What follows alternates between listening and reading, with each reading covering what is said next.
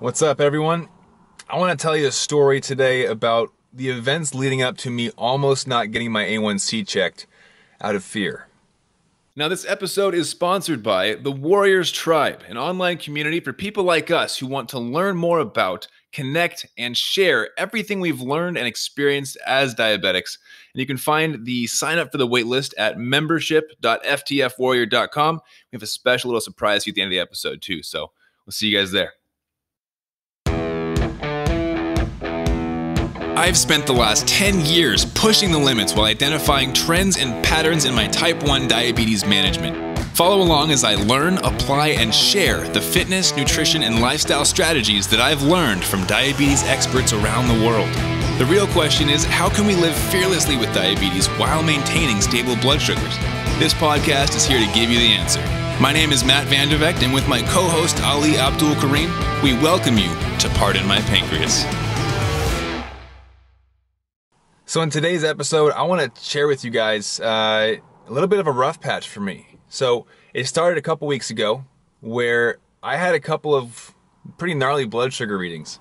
It started out with a period of time where I was traveling, didn't have a whole lot of time to work out and exercise, and I think that's what led into some higher numbers than I was used to seeing. So I was seeing an average of 170, 180, wasn't really going below 110 unless it was at night, It was a little bit weird, but I didn't think too much of it till the next week. The second week, I started seeing numbers that were up in the 200s, 250, 300.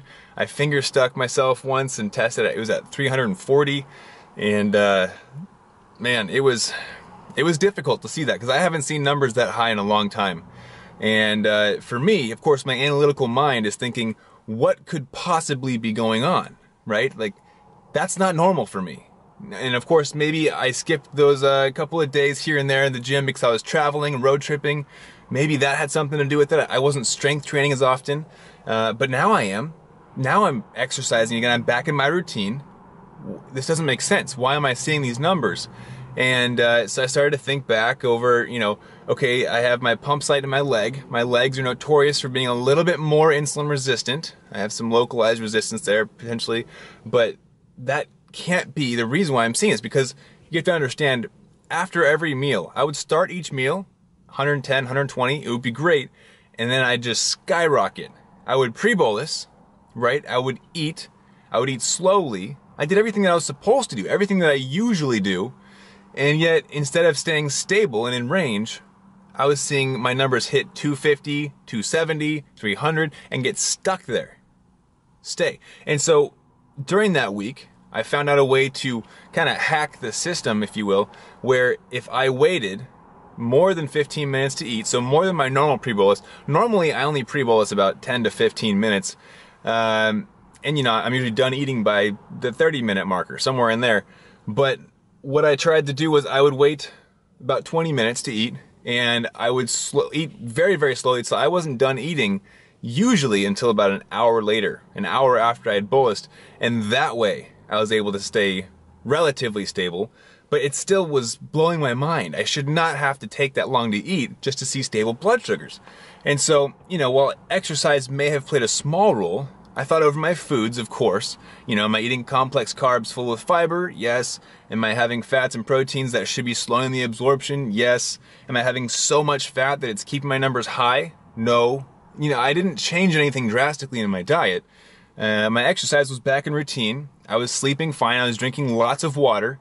And so over the course of these 2 weeks, I started to think over it. And, I changed my sites back and forth.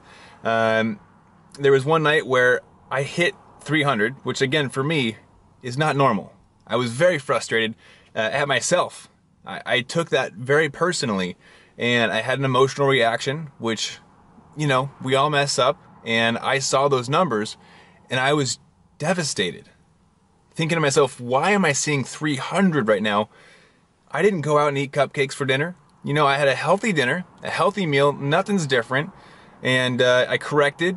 I waited the 3 hours to see if anything happened. It literally did not budge at all. Like perfectly stable blood sugar lines at 300. And that's when I finger stuck myself with my finger pricker, which I rarely ever use anymore because I'm on the Dexcom G6, right? Which is awesome. Woo! But my number when I took a finger stick was 340. I was like, what is going on? So before I gave another correction, my site change was due. So I was like, all right, I'm gonna change sites. That should help fix it, right? Put a new site in, maybe it's gonna change everything. So I went up, changed my site, put it in my other leg, and gave a correction immediately. Because I need to get my blood sugars down. This is horrendous. And of course, while I had been giving corrections, I was also going for walks, doing jumping jacks in the living room, chugging water, taking a hot shower, doing whatever I could. Any strategies that I've used in the past to get this number down, because you do not want to hang out at 300. That is not good for your body. And so I changed my site to my other leg, gave the correction, I waited 15-ish, 20 minutes because, as we all know, the action time, the peak of Humalog is usually an hour, but it starts working around 15 minutes. And so I waited about 20 minutes and then jumped in the shower and just hung out in there for a bit, trying to do whatever I could. My strategy behind hot showers is vasodilation. It opens up your body to allow the insulin to circulate a lot faster. Just doing whatever I could. I felt sick. I felt nauseous. I felt a little bit nervous. It felt like insulin was just water that I was pumping in my body. Nothing was working. And so, I'm starting to feel defeated at this point, of course. And thinking back over the last 2 weeks, I realized that, of course, the peak of insulin, my Humalog, since it's my pump, is about an hour. And what I had been noticing through my journals of blood sugars and writing stuff down is that the peak that I was noticing was around 2.5 hours. So in other words, I would skyrocket to 250, 270 and sit there until about 2.5 hours after I bolused, and then it would come down. But then and only then. The only way that I could avoid that was to have a massive pre-bolus, eat super slow, and be active after my meal, which is ridiculous. It takes up your whole day if that's what you have to do to keep normal blood sugars, right? Because it takes over an hour for each meal. I have to be active after my meal, and it's ridiculous. So thinking back over why my peak insulin, or the peak of my insulin, was so far behind, I thought maybe, just maybe, it's the insulin's fault, and it's not me. Maybe my insulin went bad.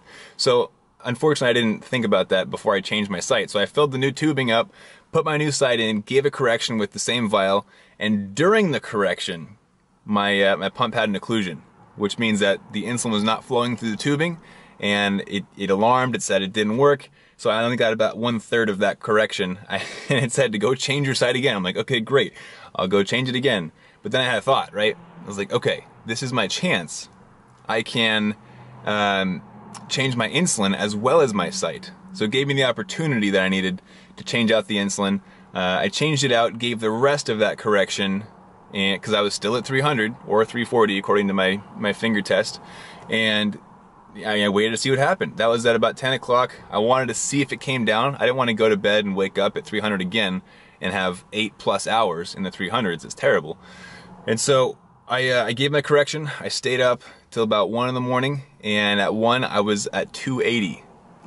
Barely did anything. So in my head, it probably stopped it from going higher, and it brought it down a little bit, but obviously not nearly enough. But it did come down a little bit, which was better than the last 2 corrections, because the other insulin, obviously, was not working for me. And so I brought this new knowledge to the table. I gave another correction, and I set an alarm on my phone for, 3:30 in the morning, because I gave it at 1. 2.5 hours go by, I should be heading down towards normal blood sugars. And if I'm not, something's wrong.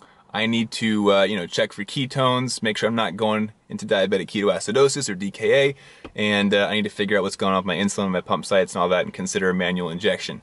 So, set my alarm, blood sugars finally came back down. I was so relieved.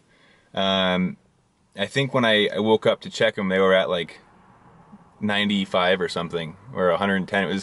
It was just such a beautiful sight to see after having weeks of that, and seeing the steep drop off from when good insulin actually hit my system.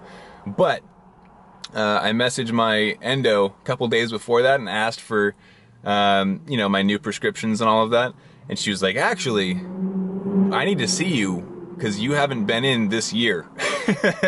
Now, she knows that my A1Cs are always rock solid, and I'm always, relatively in range, and I'm a very responsible diabetic, and so she doesn't worry too much about me. She says, as long as you come in every once in a while, check up, and I can have a chat with you, we're good. You can make your own decisions on ratios and all that kind of stuff, which is cool. But she was like, I have to see you at least once a year if you want your prescriptions. And so it's like, all right, fine.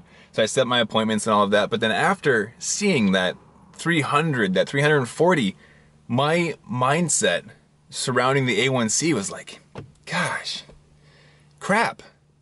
I don't know if I can do this. I don't know if I want to go and get my A1C checked.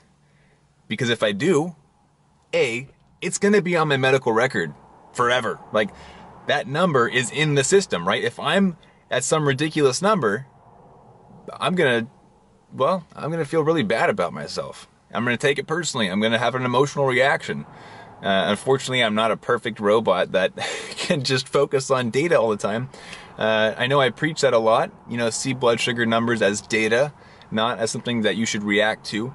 But sometimes it is difficult to do that. And I try to practice what I preach, but I was having a hard time. I want to be completely honest with you guys, which I always am, and I pride myself on being open and honest with you with my stories, because diabetes, it sucks sometimes. It sucks a lot of the time. But we deal with it, right? Anyways, with my A1C, I had decided in my head, essentially, that I was not going to get my A1C checked in a couple days, because I had a thought that 2 weeks of being high was going to wreck it.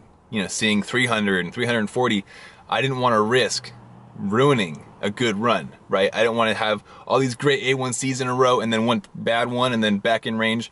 My endo would probably want to see me more often and have a chat with me. I would have to admit to myself that I didn't have this great track record going on anymore. I'd break the streak, basically. And I struggled with that. I was actually worried about getting a not great A1C. And I had almost convinced myself that I was not going to get it checked. I had an appointment, but in my head I'm like, it doesn't make sense to go. I know I'm a good diabetic. I don't want to go and see bad numbers. I can't. And I had to talk to myself and realize that, practice what you preach, dude. It's just a number.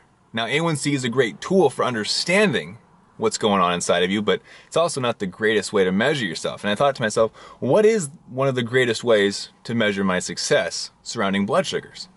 It's time and range. And so within time and range, I took a look at my clarity report, and before those 2 weeks hit, I was in range something like 90% of the time. So I was like, do I really have anything to worry about? 2 weeks, sure, they were terrible. I felt sick almost every day. It was just a struggle for me. But seeing time and range sitting around 90%, I was like, you know what? I might be okay.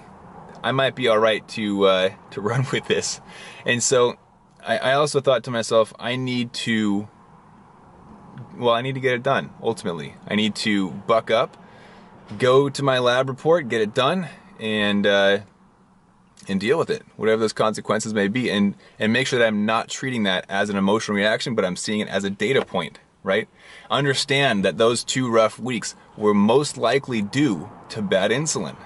And that was not my fault. And that's one message I want to preach loud and clear, is that there are so many variables with diabetes and management of this disease that even if you wanted to blame yourself for everything, you can't logically blame yourself for everything.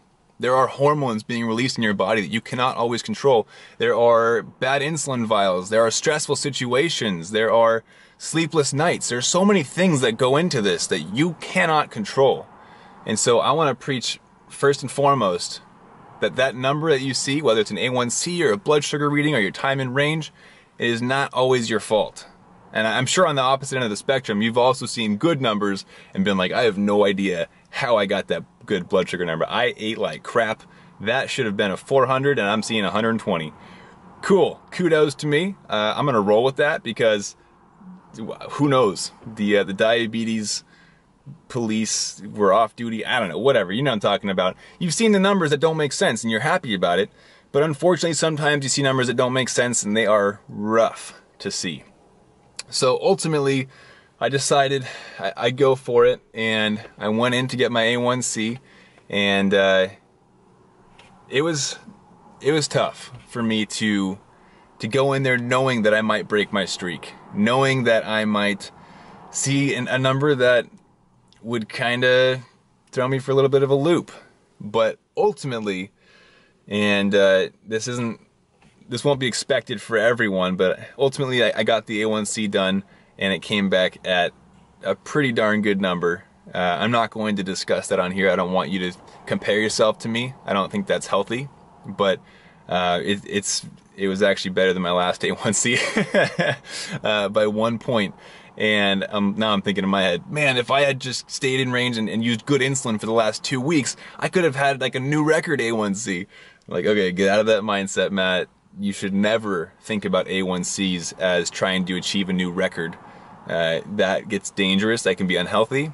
I've shared in my story before that before I was aware of, well, I was aware of the risks, let's be real. I used to sit in low blood sugars for hours because I knew that the average was being brought down by a low blood sugar. So, and this is a terrible thing to do. Do not do this ever. But, you know, when I was the irresponsible diabetic back, years ago, I would see a 300 reading, and later in the day, I might be sitting in the 40s or 50s, shaking, and my wife's like, Matt, she can hear my Dexcom going off, right? Matt, you gotta take care of that, right? And I'm like, nah, it's fine. I need to lower my A1C. And I'm like shaking, I'm suffering. It's a terrible strategy. And so, essentially, get your A1Cs checked. It is just a number. It's a great number to measure your progress by, but it should not be a number that you emotionally react to. It should simply be a data point, right? And so I want to encourage you, first and foremost, that not all of the variables that exist in diabetes management are controlled by you. A lot of them are outside of your control. And even if you can control them, good luck controlling them all at once, right? There are so many variables that you have to be constantly thinking about every single possibility and realm within diabetes itself just to control all of them. That's not even realistic. So even if you could control all of them, it still wouldn't be realistic to expect that of you. So understand, sometimes things happen. Sometimes you get bad insulin and it sucks. And that's where the problem solving comes in. That's where analytics, right? We think over, what did I eat last? Have I exercised recently? What's been going on in my life? Am I extra stressed? Am I sick? Am I drinking enough water? There's so many variables that I could list off right now. But essentially, that's why we think back. That's why we log things in our journals, right? Or at the very least, why we keep our clarity reports handy, or our blood sugar readings, why we test consistently and have those blood sugars to look back over and say, hey, I've been running high for like 2 weeks. What gives? And then it's because of that, right? Because of seeing my average blood sugars be a lot higher than they usually are, that I was aware, okay, maybe I need to change my site. Oh, that didn't work. Okay, maybe I need to change my insulin. Ah, that did work. And of course, before that, what did I eat? Have I been exercising? Have I been sleeping? There's a lot of things that go into this, and it's important to be aware of them, but also not to obsess over them. And so, while I wanted to be real with you that I was nervous to get my A1C, I still went for it, right? I still overcame that, and I decided it was important for me to go get that A1C. Not just because I needed to go because my endo told me to, but also for myself.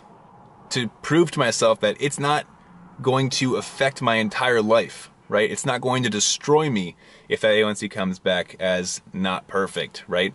And so, just to realize that while diabetes sucks, you got this, and it is just a number, but I know it's a struggle too. So, I wanted to share that story with you. If any of you are struggling with A1Cs, with blood sugars, or burnout at all, understand it's not talked about a lot, obviously, but it's more common than you think. And you're not alone in this. So I want to encourage you with this episode to get back on the horse, climb back on, crawl back on, whatever you got to do, get back on the horse and see it through. You got this. It's a tough ride, but again, I love saying this quote so much by Viktor Frankl. When we can no longer change a situation, we are challenged to change ourselves. Work on yourself first. I know you can do this. You are all so much stronger than you realize. I hope this episode has been, at the very least, inspirational, and I hope you pulled something good from it. Have an awesome rest of your day, guys. Thanks for listening, and I'll catch you guys in the next episode. Keep up the fight. Now, this episode was sponsored by the Warriors Tribe, an online community for people living with diabetes that was created and developed for growth and support as we learn to live with this disease day in and day out. Now, we've never released this to the general public before, and this is the first time you have a chance to get in ahead of the rush. So go join the waitlist at membership.ftfwarrior.com to be the first to know when those doors open and get priority access. All right, guys, hope you found some great value in this episode. Keep up the fight.